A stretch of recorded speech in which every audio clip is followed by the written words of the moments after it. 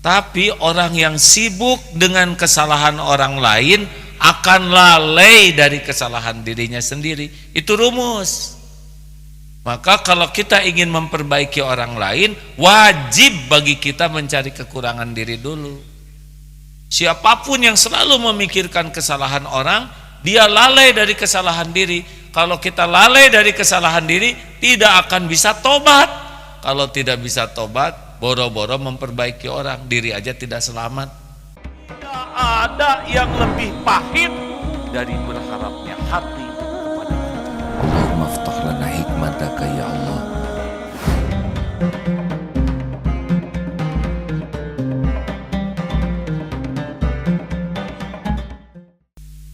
Dua, yang kedua, dalam hidup ini pasti punya dosa.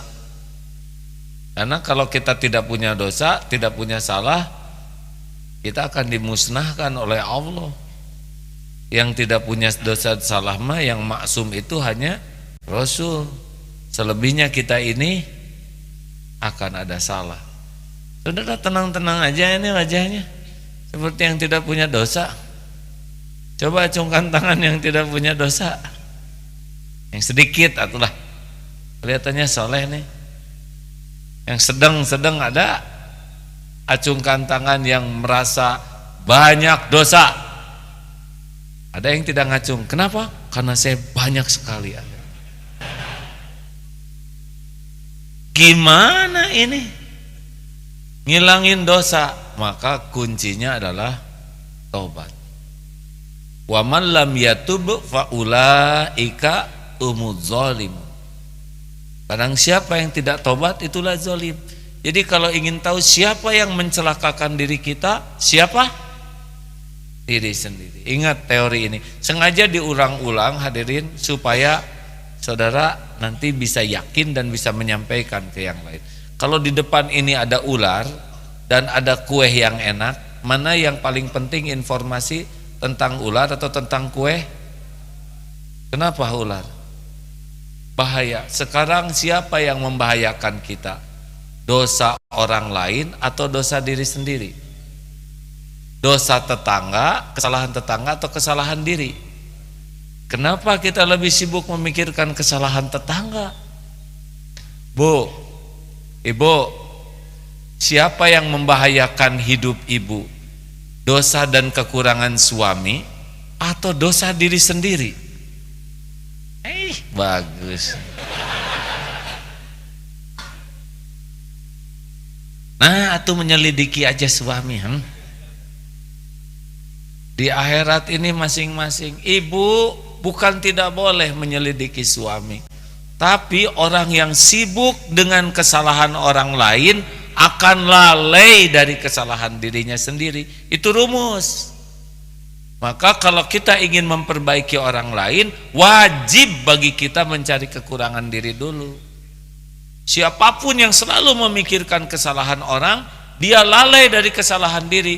Kalau kita lalai dari kesalahan diri, tidak akan bisa tobat. Kalau tidak bisa tobat, boro-boro memperbaiki orang, diri aja tidak selamat. Pak, mana yang berbahaya bagi bapak? Dosa istri, kesalahan istri, atau dosa diri sendiri? Dua-duanya benar. Karena ada dosa istri yang harus dipikul oleh suami karena suaminya belum bisa memimpin keluarga dengan benar. Kan kita kepala keluarga, pemimpin, hadirin. Harus mendidik, melatih, membina. Mendidik jadi tahu, melatih jadi bisa, membina jadi istiqomah. Kalau suaminya enggak benar, boleh jadi istri jadi salah. Kesalahan istri bisa dipikul juga oleh suami gara-gara tidak bertanggung jawab. Jelas suami itu kalau satu. Biasa aja, dan ini kan. Gimana kalau yang lebih dari satu? Tenang, jangan mengasihani saya, biasa aja. Saya juga mikir, hadirin. Lebih lama hisabnya. Jelas. Wah, jadi aduh saya nggak jadi Ya udah nggak ada yang mau sebenarnya. Saya itu ingin istri saya tuh solehah, rupawan, melimpah rezekinya. Saya ingin calon saya tuh seperti itu. Ya kalau bapak mau, adek mau, masuk aja. Tapi kan yang penting bukan saudara yang mau, dia mau enggak, itu kan ya. Sekarang stakar kebek saudara mau, sedang dia mau muntah, kan beda urusan. Jadi kita ini dihormati orang karena Allah masih menutupi aib, dosa, kejelekan, maksiat. Kesempatan ini harus kita gunakan untuk tobat. Innallaha yuhibbut tawwabin wa yuhibbul mutatahhirin. Allah sangat mencintai orang yang tobat dan mensucikan diri. Makanya hidup mah udah banyak istighfar. Saya dapat video seperti ini, gelas diisi air bening, kemudian diisi tinta. Lama-lama makin keruh, tintanya dikeruh. Nah itulah dosa, membuat keruhnya hati. Lalu ambil air satu botol besar, dikucurkan, campur ke sini. Lama-lama hitamnya itu berkurang, karena dia terus digerujukin air. Lama-lama makin bening, lama-lama bening. Nah itulah melazimul istighfar. Barang siapa yang melazimkan istighfar, terus meminta ampun kepada Allah, hati jadi bening. Karena kotoran-kotorannya diambil nanti oleh Allah. Rasulullah Shallallahu Alaihi Wasallam tanpa dosa 100 kali istighfar. Lah ini, maaf ya, nadanya kurang. Ini yang tadi pengakuannya banyak dosa berapa kali? Jujur berapa kali? Ada yang 100? Jarang. Paling 3 kali. Itu pun nada tinggi. Astagfirullahaladzim ya. Astagfirullah. Itulah hadirin. Jauh sekali. Jelas? Jadi yang membuat kita sengsara siapa? Yang mengancam hidup kita siapa? Nah, obatnya dari dosa adalah tobat. Hadirin, istighfar yang banyak. Daripada ngobrol mending istighfar.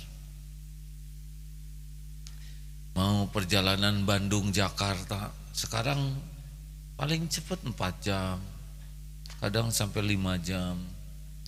Udah kombinasikan saja. Banyak istighfar, banyak sholawat. Pernah dulu ada seorang supir travel yang duduk di depan, supirnya terus astagfirullah. Pak, wirid? Iya, apa wiridnya? Istighfar. Wih, apa saja pengalamannya Pak? Enak dengan istighfar hati saya tenang. Jadi supir travel nggak seberapa. Dulu 50.000 PP itu ya, beliau dapat uangnya. Gak cukup. Tapi dengan istighfar ini selain hati tenang, istri saya tidak pernah rewel, tidak banyak keinginan. Anak-anak saya baik-baik, beasiswa, enak. Janji Rasulullah yang melazimkan istighfar dilapangkan dari kesempitan, wa min kulli dhaiqin makhrajan, diberi jalan keluar dari segala urusan, wa razaqahu min haitsu la yahtasib, Allah berikan rezeki dari yang tidak diduga-duga. Hadirin, ini mah logik sekali ya. Istighfar hadirin. Kita simak ayatnya ya. Surat apa? Surat Hud, surat ke-11 ayat 3. Surat ke-11 ayat 3. A'udzu billahi minasy syaithanir rajim. Wa anistaghfiru rabbakum thumma tubu ilaihi yumatti'kum متاعا حسنا إلى أجل مسمى ويؤت كل ذي فضل فضله وإن تولوا فإني أخاف عليكم عذاب يوم كبير. Dan hendaklah kamu memohon ampunan kepada Allah Tuhanmu dan bertobat kepadanya. Niscaya Dia, Allah, akan memberikan kenikmatan yang baik kepadamu sampai waktu yang telah ditentukan, dan Dia akan memberikan karunia-Nya kepada setiap orang yang berbuat baik. Dan jika kamu berpaling, maka sungguh aku takut kamu ditimpa azab pada hari yang besar. Satu lagi, surat Nuh ayat 10. Surat Nuh surat keberapa? Surat ke-71. Surat 71 ayat 10. Ya, silakan. A'udzu billahi minasy syaithanir rajim. Faqultu astaghfiru rabbakum innahu kana ghaffara yursilis samaa'a 'alaikum midrara ويمددكم بأموال وبنين ويجعل لكم جنات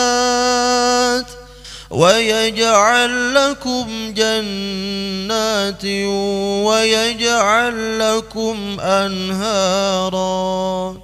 Ayat 10, maka aku berkata kepada mereka, Fakultu astaghfiru rabbakum, mohonlah ampunan kepada Tuhanmu, beristighfarlah kepada Tuhanmu. Sungguh innahu kana ghaffara, sesungguhnya Dia Allah Maha Pengampun. Ayat 11-nya, yursilis samaa'a 'alaikum midrara, niscaya Dia akan menurunkan hujan yang lebat dari langit kepadamu. Rahmat ini.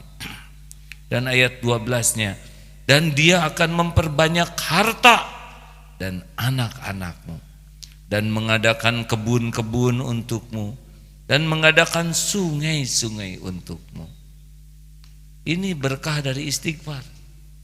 Jadi Allah mencurahkan rahmat-Nya aneka bentuk, membanyakan harta.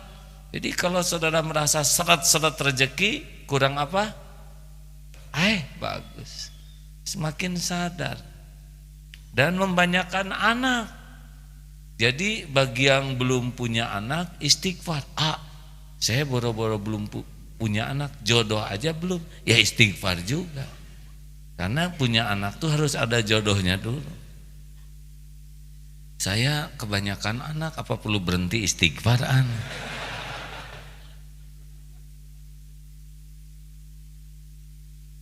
Hadirin, Nuh 10, 11, 12. Surat Hud surat ke-11 ayat 52. Surat ke-11 ayat 52. Udah gini tadi buka di rumah ya. Kalau kurang hafal mah lebih mantap kalau dibuka di rumah. Silakan. A'udzu billahi minasy syaithanir rajim. Wa ya qaumi astaghfiru rabbakum thumma tubu ilaihi yursilis samaa'a 'alaikum midrara wa yazidkum quwwatan ila quwwatikum wa la tatawallaw mujrimin. Dan Nabi Hud berkata, wahai kaumku, beristighfarlah, mintalah ampunan kepada Tuhanmu, lalu bertaubatlah. Istighfar itu bagian dari taubat, ya. Kembalilah kepada Allah, bertaubatlah. Niscaya Dia akan menurunkan hujan yang deras dan Dia akan menambahkan kekuatan di atas kekuatanmu. Dan janganlah kamu berpaling menjadi orang yang berdosa. Jadi kalau kita ingin berlipat-lipat kekuatannya, istighfar. Coba push up sambil istighfar. Rasakan.